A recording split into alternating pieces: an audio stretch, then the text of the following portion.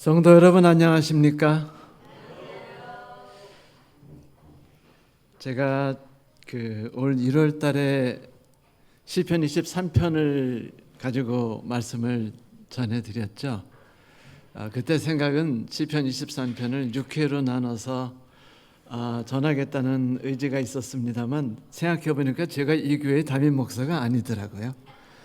1년에 한 번 혹은 평생 다시 올 수도 없을지도 모른다는 생각에 시편 23편을 다시 한번 그 의미를 잘 표현해 준 마태복음에 나오는 팔복을 그 중에서 첫 번째, 심령이 가난한 자는 복이 있나니 천국이 저희 것임이라 라는 그 말씀을 통해서 그 의미를 연속시키고, 그리고 하나님이 어떤 분인지에 대한 내용을 여러분과 함께 나누고자 합니다. 설교가 평상시보다 좀 길게 만들어서 염려를 했는데 아주 일찍 시작하게 되었군요. 참 감사하게 생각합니다. 마태복음 5장 1절부터 3절에는 이런 말씀이 있습니다.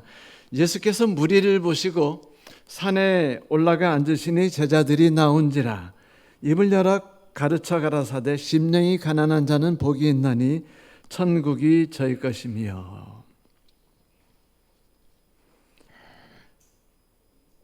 우리가 잘 알고 있다시피 이 말씀은 예수께서 이 땅에 오셔서 모든 사람들 앞에서 공식적으로 첫 번째로 발표하신 말씀입니다. 지상에서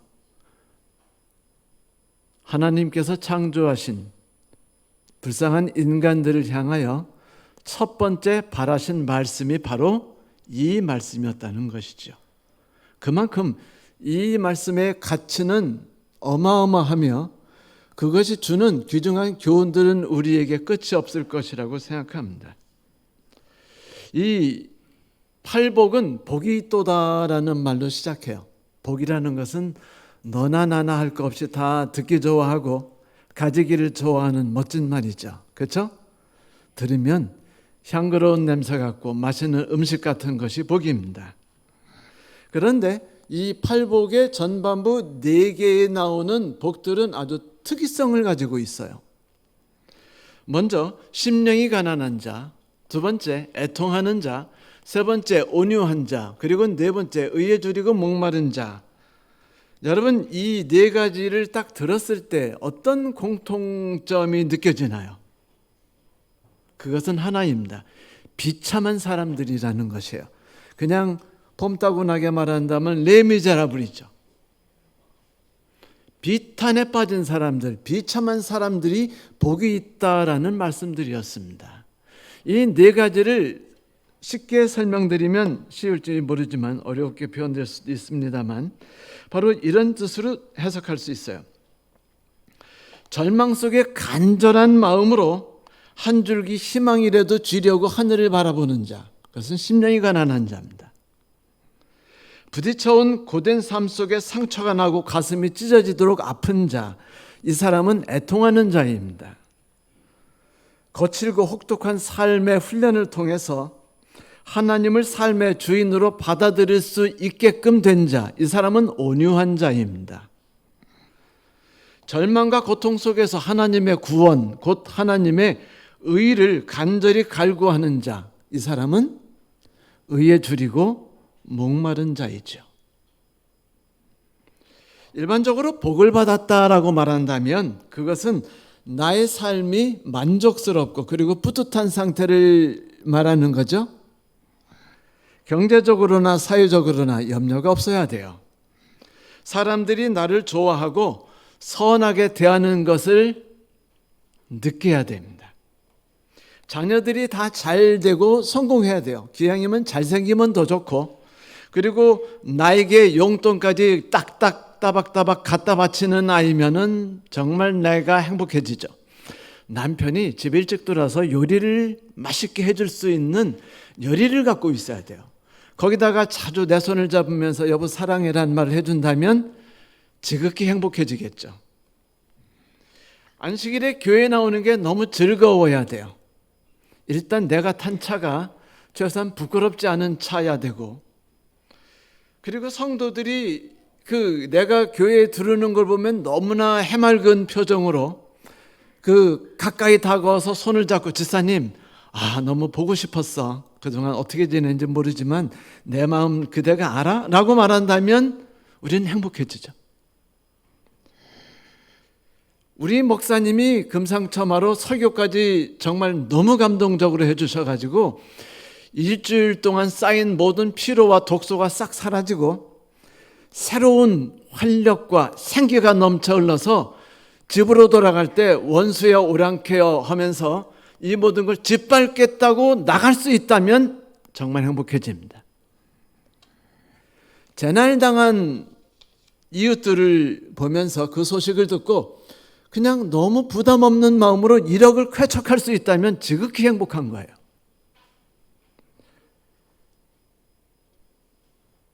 정말로 교회 나오는 우리 즐겁고, 찬양대에 앉아서 성도들을 바라볼 때 행복하고, 성도들이 바라보는 속에서 찬양을 부를 때 신난다면 그것은 행복이 햇살처럼 우리를 감싸 안는 것처럼 정말 우린 지극한 행복에 빠진 겁니다.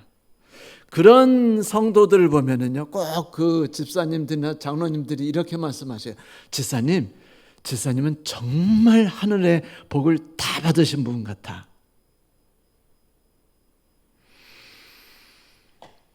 그래요. 세상의 모든 사람들은 부족하고 만족스럽고 염려가 없는 삶을 지복이라고 생각합니다. 또 행복의 요소라고 생각하죠. 여러분 아십니까? 행복이라는 단어는 인간들이 가장 최우선적으로, 그리고 삶의 모든 전반부에 가장 마음속 깊이서부터 추구하고 있는 유일무이한 가치입니다.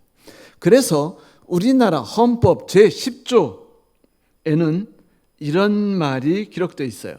모든 국민은 인간으로서의 존엄과 가치를 지니고 있으며 행복을 추구할 권리를 가진다. 국가는 개인이 가지고 있는 불가침의 기본적인 인권을 확인하고 이를 보장할 의무를 진다. 그런데 안타깝게도 이 행복이라는 특별한 존재는요, 우리를 행복감에 빠지게 하는 대부분의 요소들은 말입니다, 나에게선 솟아나오는 것이 아니에요. 다 99.9%가 우리를 둘러싼 외부적 환경에서 우리 옆에 다가온 것입니다. 그 말은 무슨 뜻이냐면 그 좋은 무언가가 내게 더워지면 나는 지극히 행복하다는 거예요. 반면에 그것이 나에게 빠이빠이 하고 떠나버리면 나는 지극히 불행해지는 거죠. 남편이 승진했어요. 행복합니다. 남편이 회사에서 쫓겨났어요. 지극히 불행해져요. 아들이 지극히 건강하고 이번에 서울대 합격했습니다. 아주 행복합니다. 그런데 아들이 나를 버리고 떠나버렸어요. 그리고 엄마 다시는 보지 말자, 우리는 엄마 같은 그 세대 사람들하고 어울릴 수 없어라고 말한다면 지극히 불행해집니다. 이게 행복이 뭐냐를 가장 쉽게 말해주는 것이에요. 좋은 것들은 내 옆에 깊이 뿌리를 박고 살지 않습니다. 안정성이 없어요. 언제든지 다가오지만 언제든지 떠나버리는 것이 행복입니다. 그래서 내가 행복을 만드는 환경과 조건을 온전히 내 손에 두고 통제하고 관할할 수 있는 것은요, 여러분, 하늘의 별 따기만큼 힘든 것이죠. 그렇다면 진정하고 영구적으로 내가 끝없이 행복할 수 있으려면 어떻게 해야 할까요? 이것이 사람들이 갖고 있는 고민이고, 그리고 알고 싶은 지식입니다. 성경은 여기에 대해서 뭐라고 말할까요? 안타깝게도 성경은 행복에 대하여 나는 너희를 행복하게 해주겠다는 말을 사용한 적이 없습니다. 성경은 오직 이 말만 할 뿐이에요. 나는 너희들 안에 기쁨을 넣어주겠다. 너희들의 삶은 기쁨으로 넘칠 것이다. 기쁨에 관한 끝없는 말은 성경에 가득 넘치지만 행복에 관한 성경에 나오는 단어들은 존재하지 않습니다. 그게 좀 특이한 것이죠. 이거는 하나님께서 우리에게 주고 싶은 가장 큰 복은 우리가 알고 있는 것과는 약간 핀트가 어긋나 있는 무엇인가라는 것이죠. 약간 서운하죠? 이런 말 들으면 내가 왜 열심히 신앙을 하는데? 여러분, 왜 하늘에 가고 싶죠?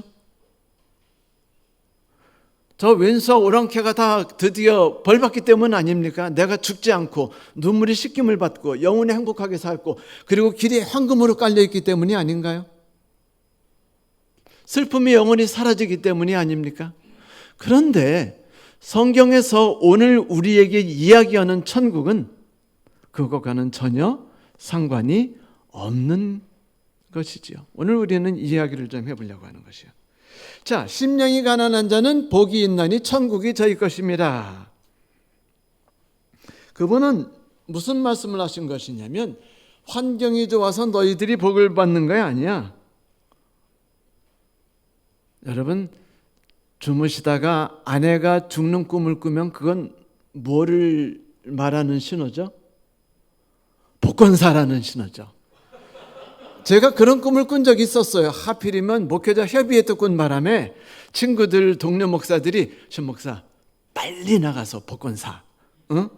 이거 대박이야 라고 말했는데 슬프지만 저는 서리까마귀가 우지짓는 초라한 곳에서 갇혀가지고 일주일을 지냈기 때문에 복권을 못 샀어요. 그래서 제가 지금 여유 있게 살지 못하는 중요한 이유입니다. 왜냐하면 그런 복은 함부로 안 오거든요. 너희가 어떤 큰 일을 해냈거나 너희들이 나에게 충성스럽게 살았기 때문에 너희에게 복이 있고 너희가 복을 받는 것이 아니야 라고 예수께서는 또 말씀하십니다. 오히려 고통스러운 삶 속에서 너희의 심령이 크나큰 타격 속에서 쓰러져 연약해서 부서질 지경이 되었으니 그래서 간절한 마음으로 도와줄 일을 찾고 있으니 너희들은 복이 있는 거야 라고 말씀하신 겁니다. 이것이 심령이 가난한 자는 복이 있나니 천국이 저희 것임이라는 그 뜻이지요. 성도 여러분, 가난하고 애통하고 줄이고 목마른 자가 복이 있다는 말은요, 당시 이스라엘 사람들에게나 로마나 그리스 사람들에게는 해괴한 말이었습니다. 왜냐하면 그 사람들에게는 가난이라는 것은 저주였어요. 가난한 사람들은 인간 취급을 하지 않았습니다. 왜냐하면 하늘이 그들과 함께하지 않는 것이었기 때문이었어요. 자기 스스로 부자가 되려는 인간의 노력조차 하지 않은 싹수가 노란 친구들이었기 때문입니다. 그런 사람들의 삶은 인간의 그 무엇으로도 인정할 수 있고 존중을 받을 가치가 없다라고 그들은 생각했죠. 그들은 부자는 훌륭한 사람이고 복을 받아야 되나 가난한 사람들은 저주를 받아야 된다고 믿고 생각했습니다. 이것이 바로 예수께서 이 땅에 계실 때 살아가던 모든 사람들이 가지고 있던 생각이었어요. 그러므로 예수께서 너희 가난한 자들은 복이 있고 너희 심령이 가난한 자들이 복이 있다는 말은 너무도 충격적인 말이었습니다. 머리를 때리는 말이었죠. 그런데 이 말씀이 도대체 무슨 뜻인가 궁금하지 않습니까?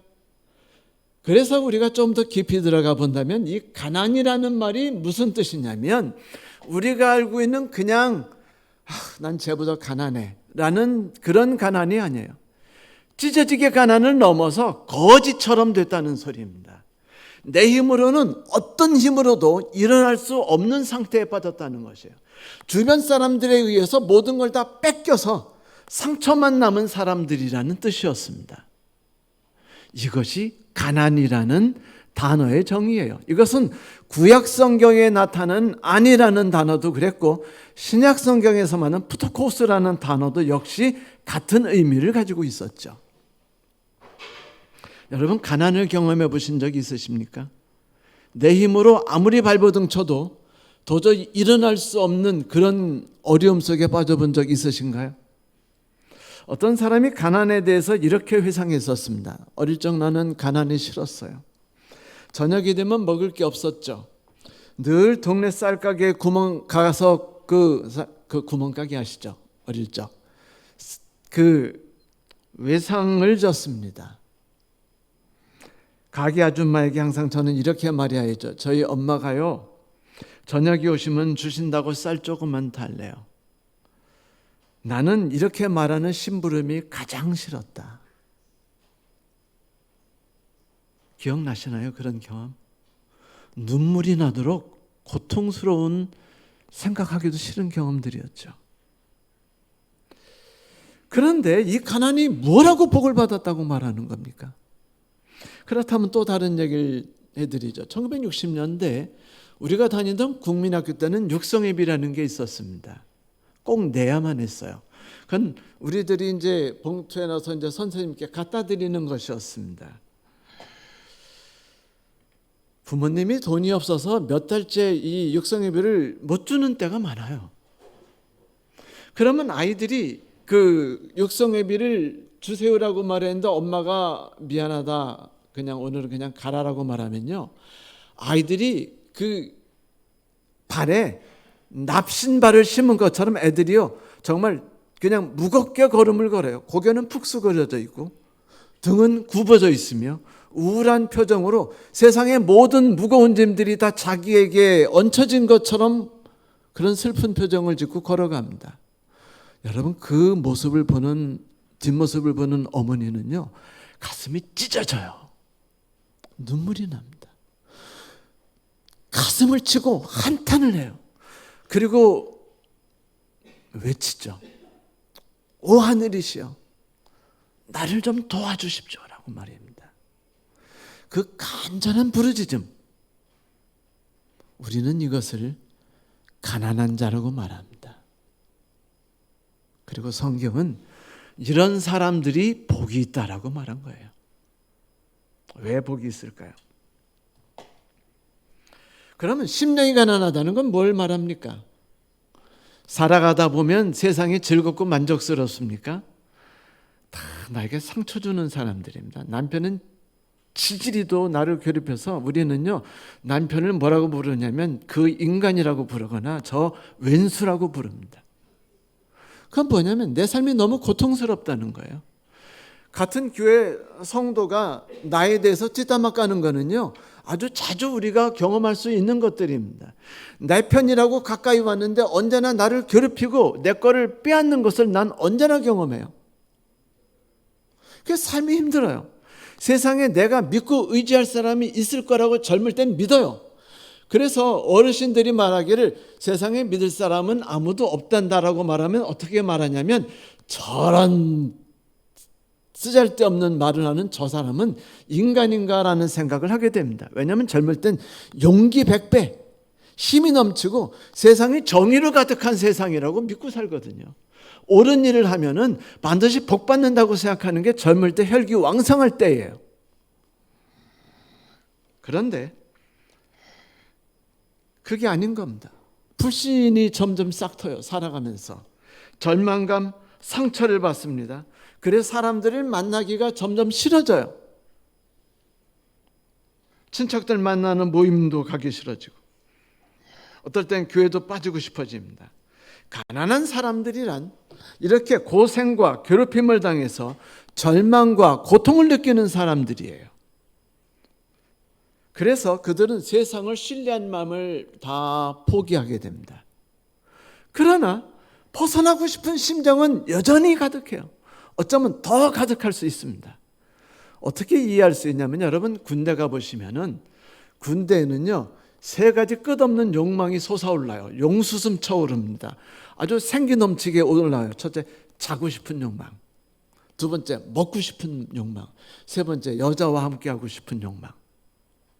왜 그러냐면 모든 것들이 억압을 받고 고통 속에서 살아가면서 자유를 못 느끼니까 이것에 대한 그 고통이 나로 하여금 새로운 욕망으로 나를 변질시키기 때문이죠.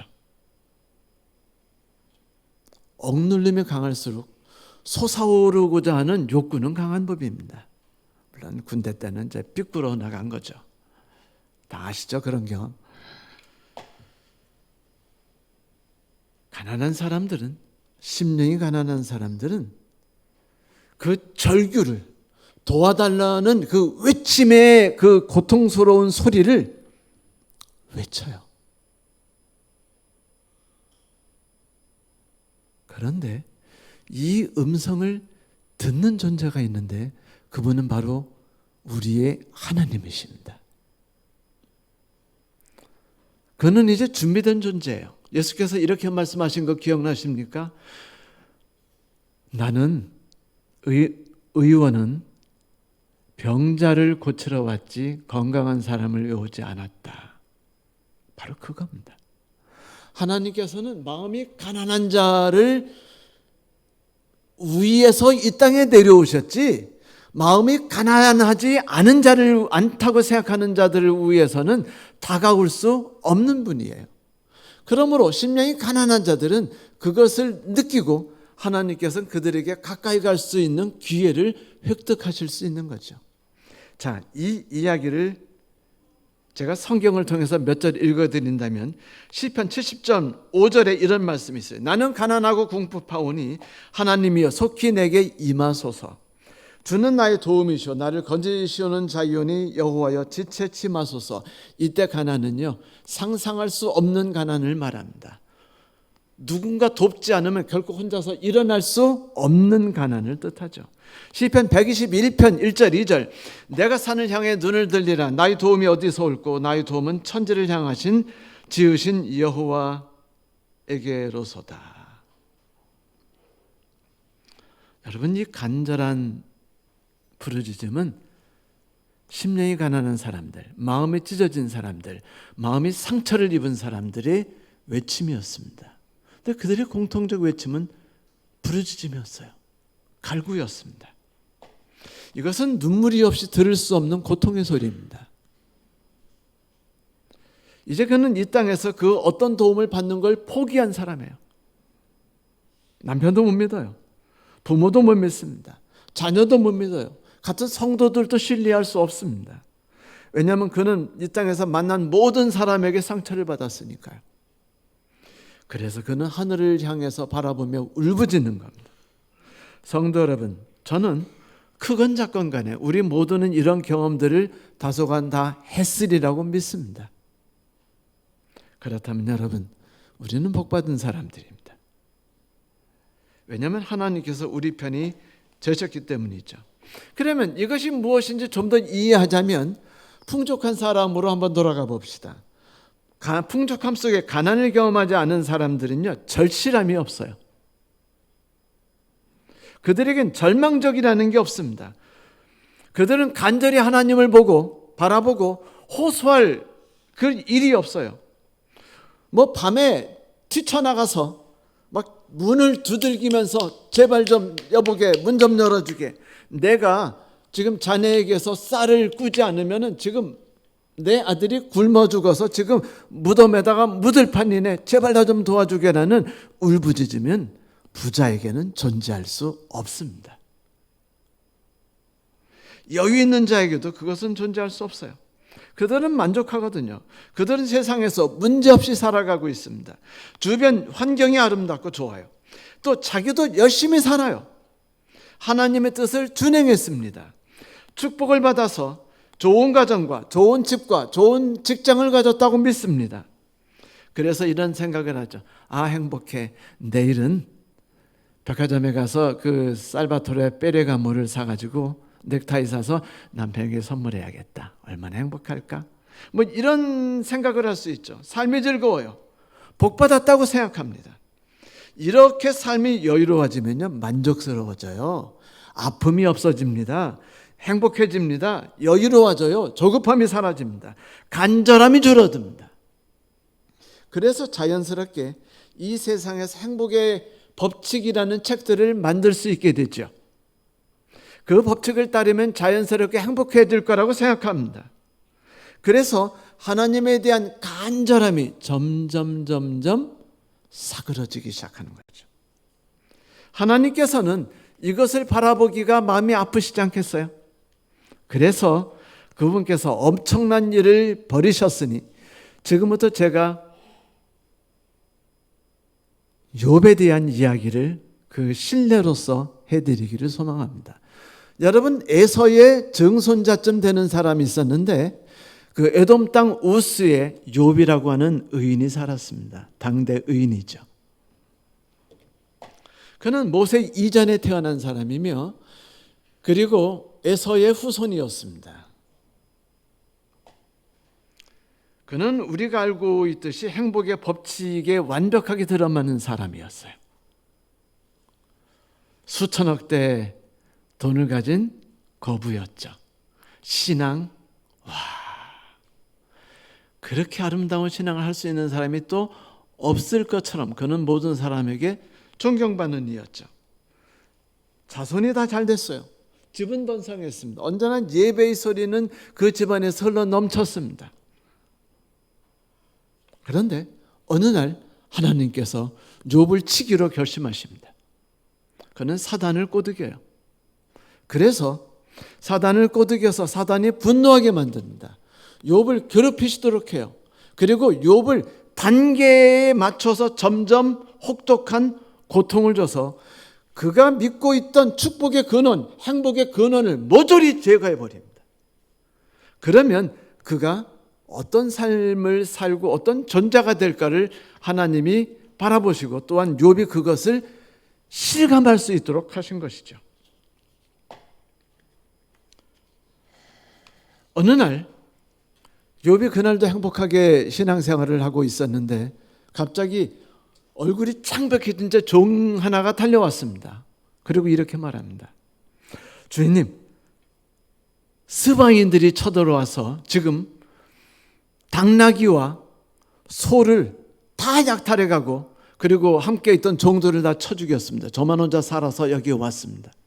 스바 사람들은 아라비안 남부 왕의 대로를 지나쳐 나가는 그 밑단에 살고 있는, 다시 말하면 에돔족들과는 자주 그 장사를 통해서 왕래하는 이웃이었습니다. 이웃에게 뒤통수 맞은 거예요. 그러니까 당황했습니다.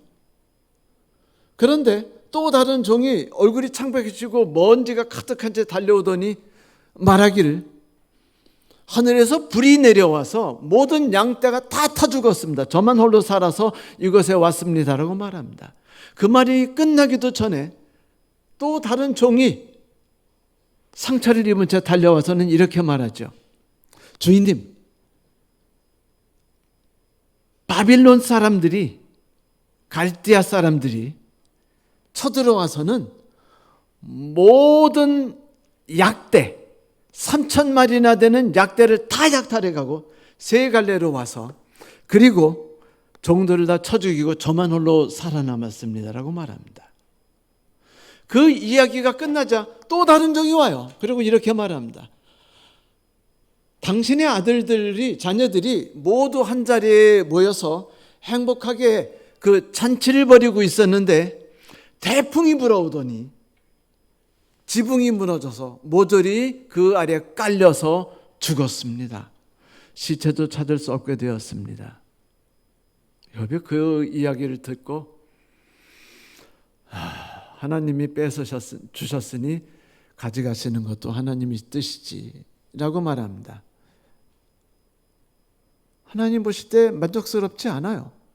그래서 하나님이 두 번째 작전을 펴십니다. 그것은 뭐냐면 욥의 온몸에 종기 악창이 가득하게 만든 거예요. 그래서 욥이 그 기와 조각으로 온몸을 긁습니다. 박박. 여러분 이런 경험 해보셨나요? 저 어릴 때 그 동나방이 유행했던 적이 있었습니다. 그런데 얼마나 우리를 괴롭혔냐면요. 동나방이 몸에 묻으면은 그 가루가 밤새 온몸을 막 긁었는데 이 보통 방법으로 긁어지지 않아서 막 손톱으로 피가 나게 긁었어요. 그래도 잠시 시원하다 또 가려워가지고 제가 밤새도록 엉엉 울었던 기억이 있습니다. 가렵다는 것 정말 힘들죠. 피부병. 지금 욥이 이런 그 고통을 겪고 있는 걸 본 이 아내가 너무 상처를 입었어요. 여러분, 남편이 이런 고통을 당하면 아내가 더 큰 상처를 입나요? 남편이 더 큰 상처를 입습니까? 아내예요. 그러니까 아내가 뭐라냐고 하면, 여보, 당신의 이웃도, 당신의 나라도, 그리고 심지어 하나님조차도 당신에게 배신 때리고 당신의 모든 걸 빼앗았으며 당신에게 등을 돌린 이 세상에서 당신이 지금도 하나님을 믿고 열심히 신앙생활을 하겠다고 말하는 거예요. 차라리 하나님을 욕하고 죽어버려라고 말합니다. 그때 욥이 이렇게 말해요. 어리석은 여인 같으니 하나님이 주셨으니 취해가는 것도 당연하지 않소? 저는 욥의 이 말이 그 모든 대부분의 성도들이 모범적인 그리스도인의 말이라고 생각하지만 저는 그렇게 생각하지 않아요. 그거는 욥이 아직 가난이 무언지를 실감하지 못했기 때문에 하는 말이라고 생각합니다. 대개 아내들이 시집생활이나 혹은 다른 여러 가지 삶 속에서 고통을 받아서 마음이 찢어지고 아파서 그 고통의 소리를 남편에게 할 때 남편이 뭐라고 하는 줄 아세요? 여보, 당신 그렇게 말하면 안 돼. 당신만 더 아플 뿐이야. 응? 그리고 당신 꼭 그렇게만 생각하는 건 아니야. 뭐 이런 식으로 설득을 하려고 하죠. 대개 아내분들은 그거 경험 다 해보셨을 겁니다. 이건 뭘 말하냐면 남편들이 아내의 그 사정과 그 뼈저린 심정, 고통과 상처에 대해서 공감하지 못한다는 뜻이었어요. 그런데 지금 욥은 아내의 상처에 대해서 공감하지 못한 겁니다. 그래서 그는 아내에게 어리석은 여자라고 말해버렸어요. 하나님이 보실 때 욥은 아직도 훌륭한 신앙인처럼 보이지만 훌륭한 신앙이네요. 당대 최고의 의인이었으니까. 하지만 그에겐 여전히 문제가 있다는 걸 발견하십니다. 그래서 하나님께서는 이제 침묵의 기간을 일주일이나 주셔요. 이제 세 친구들이 그 소식을 듣고 달려옵니다. 와서 보니까 욥이 제위에 앉아 있는데 그 상황이 너무도 처참해요. 그래서 친구들이 앉아서 거기서 옷을 찢고 울면서 멀찍이서 그걸 바라보고 일주일이 있었습니다. 여러분, 침묵이라는 게 얼마나 무서운지 아시죠? 처음에 우리에게 누군가에게 공격을 당했고 그리고 빼앗겼고 상처를 입었을 때, 배신을 당했을 때 처음에 그것이요 타격으로 오지 않습니다. 내가 암에 걸렸다고 할 때, 죽게 되었다는 소리를 들었을 때 처음엔 그것이 실감이 안 가요. 그런데 언제 그게 실감이 되죠? 시간이 지나서 하루가 지나고 이틀이 지나고 일주일이 지나면 그제야 그것이 충격으로 다가오기 시작합니다. 고통의 눈물이 이제부터는 솟아나오기 시작하고 원통과 원한이 내 온몸을 휘감아 도는 법이에요. 욥이 이제 이 지경에 빠지게 되었죠. 그래서 그는 지금까지 갖고 있던 멋진 신앙의 모습을 다 벗어버립니다. 그리고 그는 이렇게 말하지요.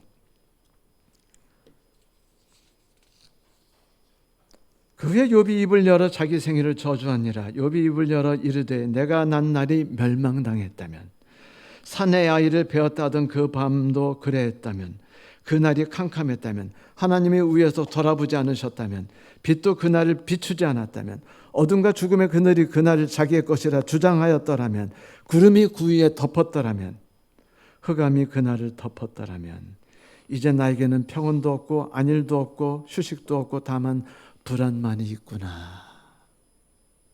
이게 일주일의 침묵의 바닷속에서 욥이 얻게 된 것입니다. 그런데 그는 지금 무너지기 시작했어요. 그러나 아직 가난이 무엇인지를, 가난에 빠지지는 않았습니다. 그러자 하나님께서는 네 번째 욥을 치기 시작하십니다. 그것은 바로 이것이었죠. 친구들이 욥이 하나님을 탓하고 자기 인생을 탓하며 말하는 걸 보고 친구들이 너무 안타까웠어요. 그래서 남편들이 아내에게 말하듯이 이렇게 말한 겁니다. 친구요, 나는 그대의 고통이 너무 안쓰럽고 마음이 아프네. 그런데 알지 않나? 하나님께서는 선을 대하는 선으로 행하는 사람들은 모두 복을 주시고 그를 건강하게 만드시고 축복하시지만, 무언가 하나님께 잘못한 이들에 대해서 하나님은 그로 하여금 회개하고 돌이키도록 하기 위해서 그를 징계하시고 훈계하신다네. 나는 자네가 훌륭한 그리스도인임을 알고 자네가 우리의 삶을 어떻게 돕고 우리를 힘을 돋군 사람인 걸 아니, 그대에게 부탁하노니 혹시 그대가 모를지도 모르는 죄를 회개하고 하나님께 돌아서게. 그런데 하나님께서 그대에게 복을 주실 것이야. 이런 생뚱맞은 말이 어디 있어요? 이런 분통 터진 말이 어디 있습니까? 나는 지금 너무 고통스럽고 너무 화가 나며 내 마음은 갈기갈기 찢어져 있는데 친구들이 저딴 말을 하는 겁니다. 꼭 상처받은 아내에게 하는 남편 말하고 아주 그냥 판박이처럼 똑같죠. 욥은요, 분통이 터졌습니다. 너무 억울했어요. 속상했습니다. 자기의 진심을, 가슴을 꺼내가지고 좀 보여주고 싶었어요. 그래서 그는요, 말하기 시작합니다. 내가 잘못한 게 아니야. 악인도 번성하는 게 이 땅 아니야? 악인들이 얼마나 악을 숨쉬듯 들이마시고 그리고 물 마시듯 삼키는지 너희들은 몰라? 착한 사람들이 얼마나 이 땅에서 고통받고 헐벗으며 비참하게 죽고 살아간지 너는 보지 못했어? 하나님의 법칙, 지성이면 감천, 권선징악, 그런 것이 이 땅에 어딨어? 라고 욥이 주장했습니다. 이것이 무려 시편 욥기 31장까지 나갔죠. 친구들과 끝없이 싸웠어요. 여러분, 싸움이란 게 어떻죠? 처음에 이렇게 말했죠. 아이, 자기 그렇게 말하면 안 되지. 내가 뭘 잘못했는데? 뭐 이러다가 조금 심해지면 그 다음에 새끼란 말이 나오고 더 독한 말들이 나오고 그 다음에 좀 아까까지 내가 제 말에 공감하는 게 있었는데, 여러분, 싸움이 끝까지 심해지면 어떻게 되죠? 가운데 서로 간에 공통적으로 인정하고 있는 건 다 서로 포기해버립니다. 그리고 내 것만 주장해요. 그러면 서로 죽일 X, 살릴 X가 돼버리는 거예요. 욥과 세 친구의 싸움이 그랬습니다. 완전히 그냥 그 개싸움이 된 거예요. 그런데 싸움이 대단했는데 욥이 워낙 똑똑하고 지성적인 인간이다 보니까 욥의 세 친구들이 입이 막혀가지고 더 이상 말을 할 수 없는 지경에 빠졌어요. 욥기 32편 1절은요, 여기에 대해서 이렇게 설명합니다. 욥이 자신을 의인으로 여김으로 세 사람이 말을 그치니. 여러분, 이 말이 무슨 뜻인 줄 아세요? 욥이 자기를 의인으로 여겼다. 욥은 이제 하나님이 필요 없다고 주장한 겁니다. 마음속으로 하나님조차도 필요 없는 사람이라고 말할 때 성경에서는 그런 사람을 스스로 의인이라고 말한다고 말합니다. 그러니까 욥은 이제 하나님을 붙들고 있으나 하나님에게서 손을 거의 놓을 지경에 된 사람이 된 거예요.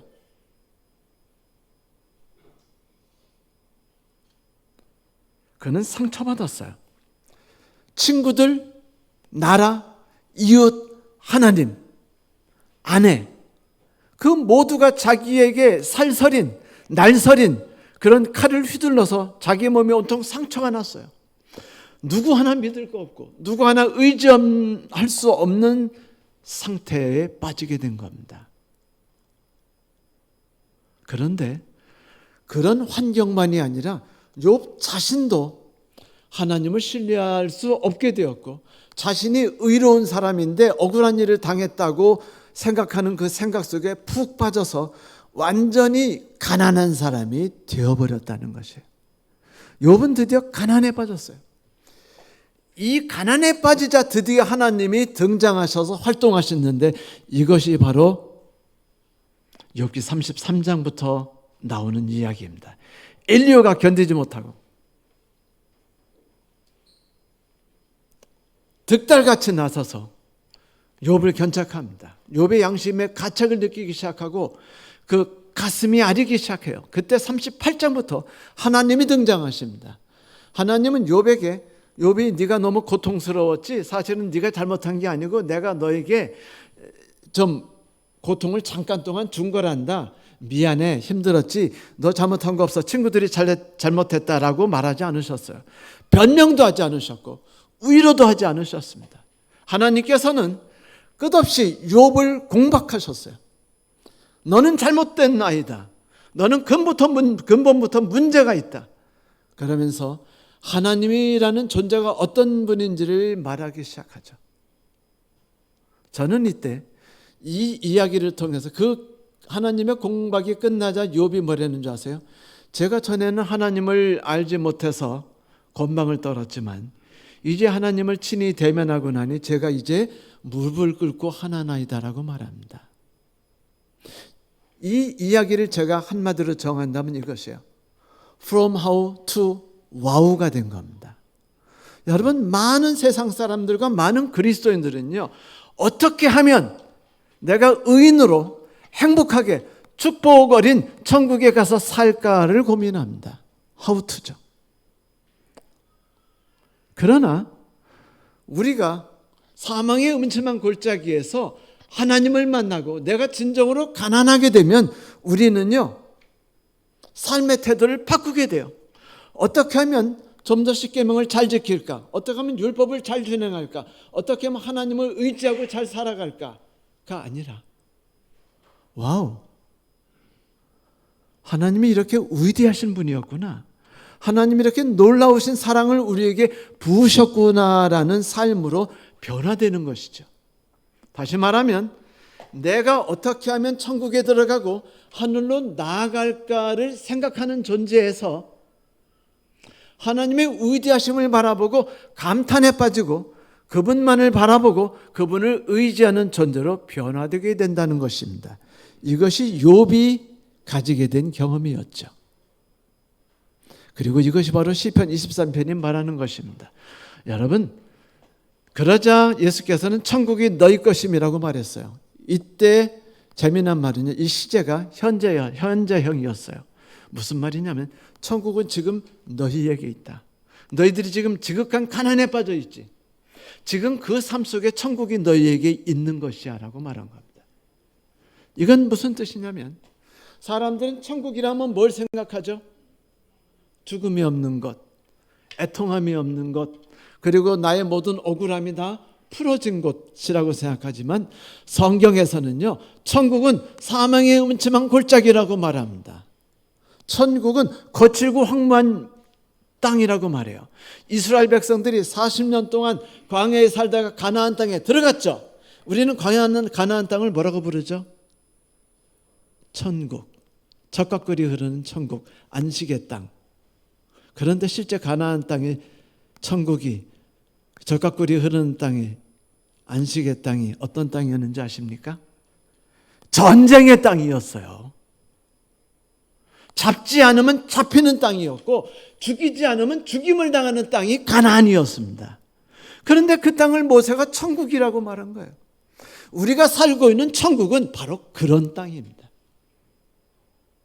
그런데 신기하게도 다윗은 그 땅에서 천국을 맛보고 있다고 말했어요. 내 평생의 선하신가 인자심이 정령 나를 따르리니 내가 여호와 이 집에 영원히 거하리로다. 여호와는 나의 목자시니 내게 부족함이 없으리로다. 그가 나를 쉴만한 물가로 인도하시며 푸른 초장 쉴만한 물가로 인도하시는도다. 이런 모든 말들로 말하니까 정말 천국같이 아름답죠. 그래서 꼭 시편 23편을 그리면 푸른 초장만 그래요. 여러분, 저거 다 잘못된 그림인 거 아시죠? 이스라엘에 저런 땅 없습니다. 다 거의 광야이고 사막이에요. 풀들은 드문드문 있습니다. 물도 많이 흐르다가 적게 흐르다가 하고 요단강 하나밖에 없는 그런 곳이에요. 그런데 그곳에서 다윗은 천국을 경험했어요. 왜? 하나님이 함께 한다는 걸 발견했기 때문이죠. 이 욥의 경험을 야고보서의 5장 11절에서 가장 정확하게 설명해 주었습니다. 욥기를 한 문장으로 말한다면 야고보서 5장 11절이죠. 여기 이런 말이 있어요. 보라, 인내하는 자를 우리가 복되다 하나니 너희가 욥의 인내를 들었고 주께서 주신 결말을 보았거니와 주는 가장 자비하시고 긍휼히 여기는 자시니라.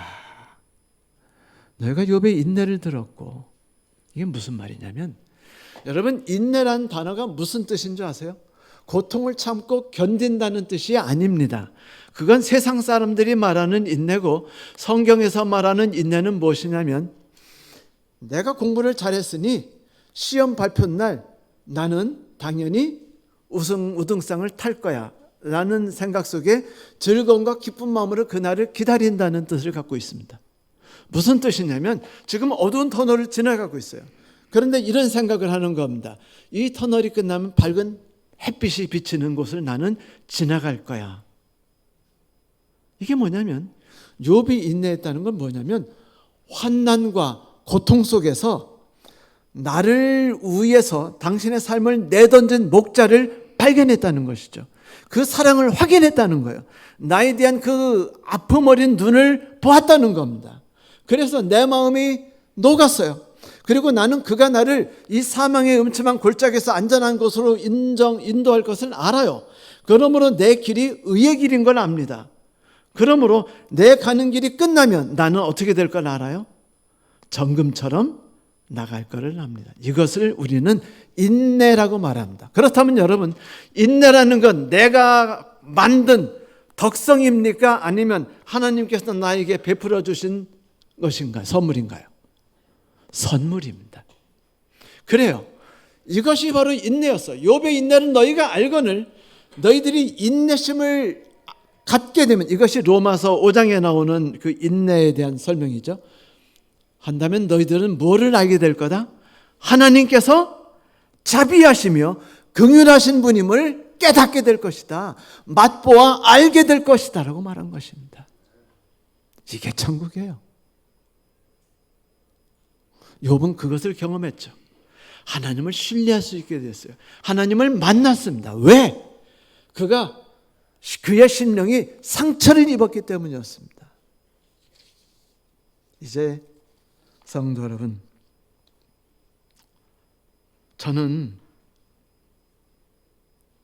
우리가 하나님이 주신 천국을 우리 임의대로 바꾸지 않기를 소망합니다. 이제 한 3분 뒤면 맞을까요? 조금만 참아주세요. 평상시에 7페이지부터 9페이지를 설교 준비하는데 이번에는 11페이지를 준비한 바람에 역걸이 됐습니다.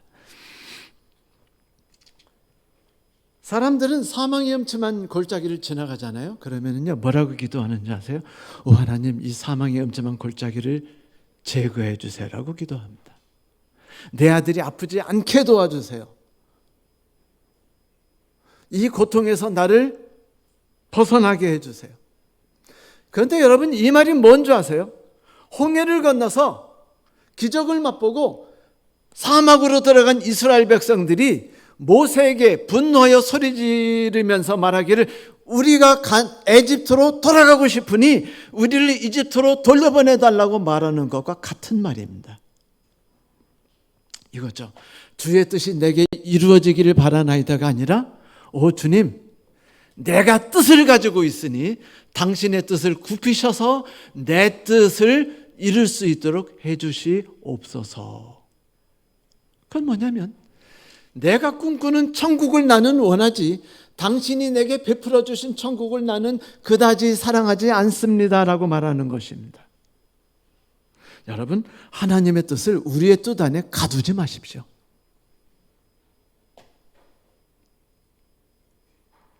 성도 여러분,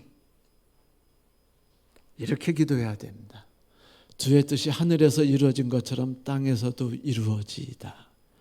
내 삶에 내가 주관하고 내 뜻을 당신께 요구하는 삶이 아니라 당신의 뜻이 나를 주관하는 삶이 되도록 주여 나를 붙잡아 주시옵소서.